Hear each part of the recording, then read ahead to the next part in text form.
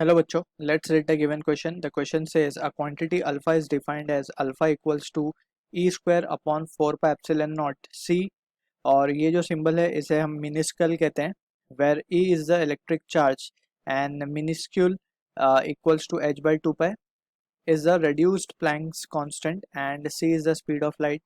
The dimension of alpha are. So option A given है m0 l0 t0 i0, option B given है m1 l-1 t2 i-2, option C हमें given है m2 l1 t-1 i0, option D हमें given है m0 l3 t-1 i-2. यहाँ पे I हमने current के डायमेंशन को रिप्रेजेंट किया है यहाँ पे.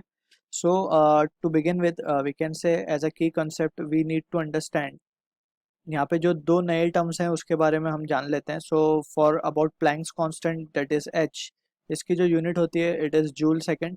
ऑलराइट, सो यहाँ से we can easily calculate the dimension. Also epsilon not that is permittivity of the medium और परमिटिविटी ऑफ फ्री स्पेस, इसका जो यूनिट होता है वो होता है coulomb square upon newton metre square. Alright, so ये यूनिट की मदद से we will try to calculate the dimension. Now to begin with we can say, अब हमारे पास अल्फा है, जो अल्फा का डायमेंशन होगा ई, हमें चार्ज दिया गया, सो चार्ज के लिए हम लिखेंगे it will be I into T का स्क्वायर डिवाइडेड बाय 4 पाई, तो डायमेंशन लेस होगा एप्सिलॉन जीरो, इसकी मदद से मिलेगा C square, that means I T square divided by C, क्योंकि कूलम था सो कूलम को अगेन हम लिखेंगे चार्ज के फॉर्म, करंट के फॉर्म में आई इंटू टी, क्योंकि चार्ज का ही यूनिट है coulomb. And newton that is force का यूनिट होगा m1 l1 t-2 और metre square so l2. So this is the dimension of epsilon zero into C. C की अगर हम बात करें that is velocity, so speed of light दिया है तो l t-1, और मिनिस्क्यूल जो है वो h के बराबर ही होगा because 2 pi is again dimensionless. So यहाँ पे हम उसके डायमेंशन लिखेंगे.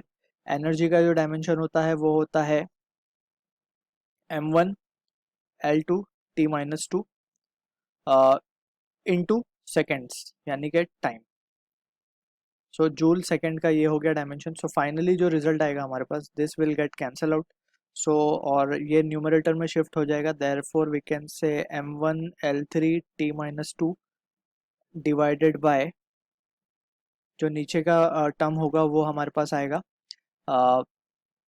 m1 l3 और t will be -3 + 1 -2. Alright, so finally जो डायमेंशन आ रहा है हमारे पास that will be equals to